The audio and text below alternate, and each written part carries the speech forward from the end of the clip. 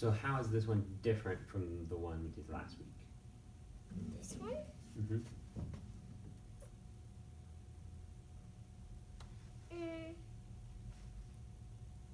I think this one has more notes. I'm just guessing. No, I think they have the same number of notes. So the one last week, I'll give you a clue. The one last week started with 2 skips. And then it did some steps. Well. The one this week. Oh. This one's 1, 2, 5. This one's on your right hand, and this one's 1, 2, 1, 2, but stretch higher. Yeah, so this one starts with a step and then it does that skip. So instead of dun dun dun, this one goes. But then it sounds the same, right? Because it's just kind of going down. So it's the same shape right here. Na na na na na na.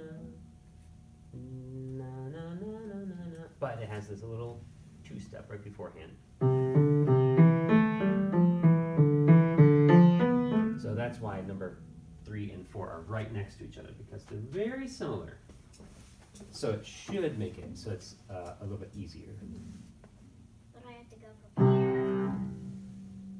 here to here. Yeah. All right, take it away. Okay.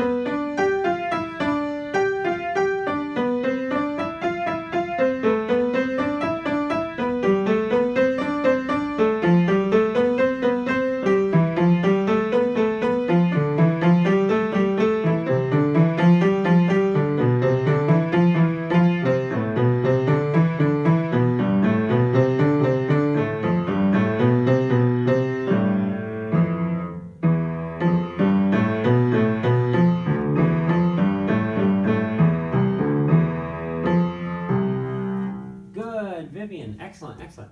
Why do we go up and then go down too? Because, well, it's just the same thing, but except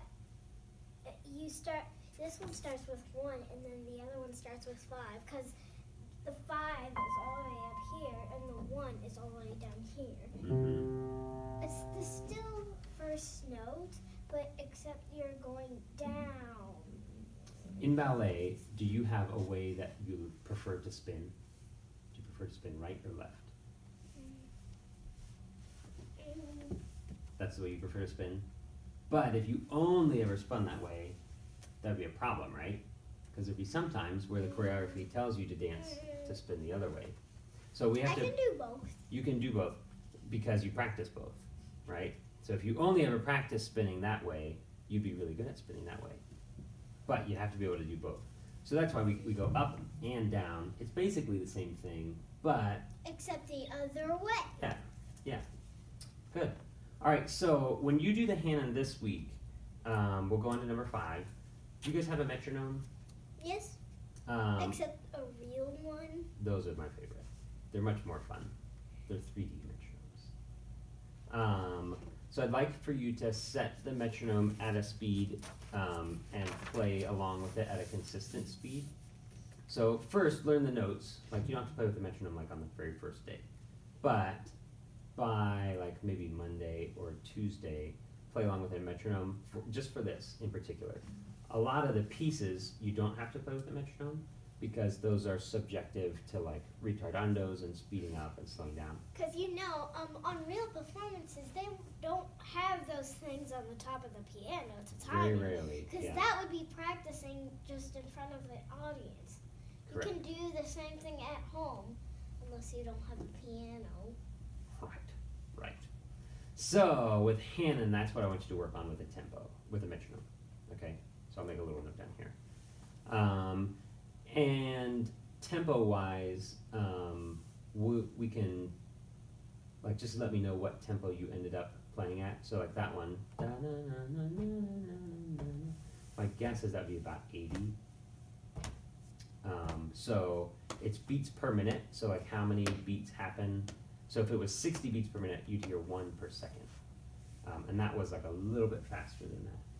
And so by that I mean like, so like 1 click here, 1 click here. So you see how they're kind of grouped into groups of 4, 4, 4, 4, 4.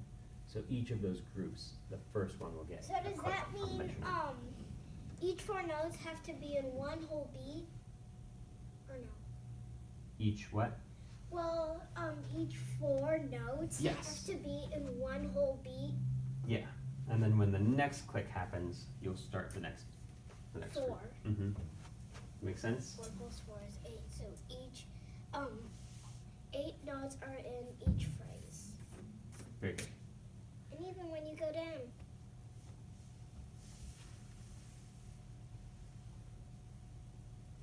All right. What would you like to play next? Yeah.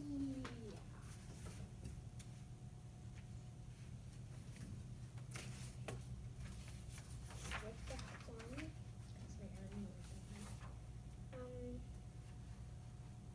Which one do you prefer first? That This one? Yes.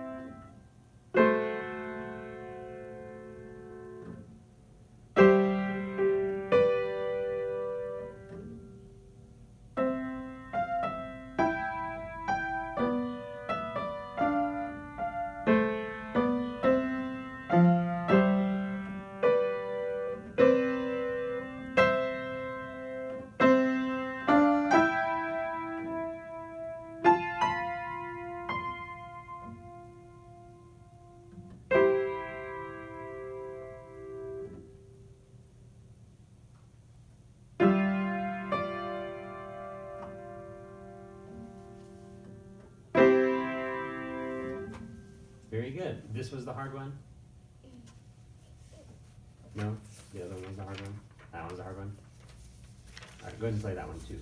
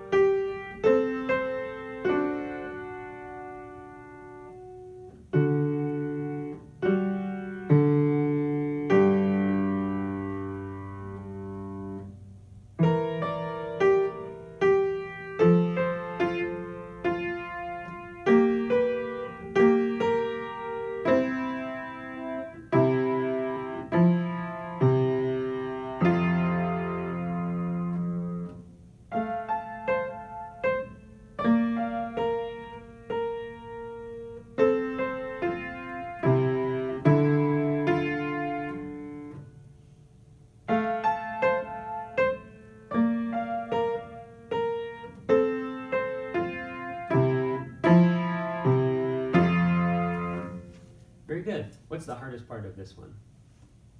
Point Also to- getting around like here, Yeah, right in there.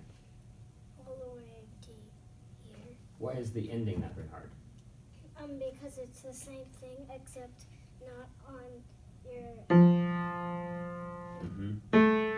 Yeah, it's like held notes. Good, but otherwise the right hand's the same at the end and the beginning.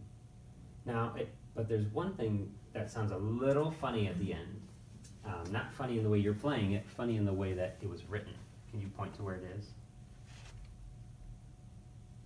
Yeah, good. Why does that sound funny right there?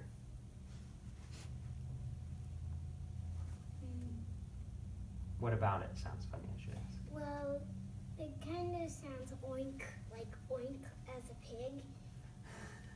Okay, so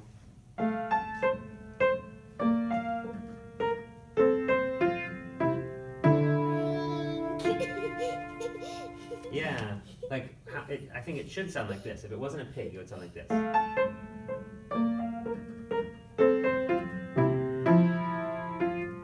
Right? That's how this one goes. The ending. Yeah. That would be the ending instead of right here. So it's like the ending, but the left hand has mucked it up, right? The left hand has made a pig out of it. So what we call that is a deceptive cadence.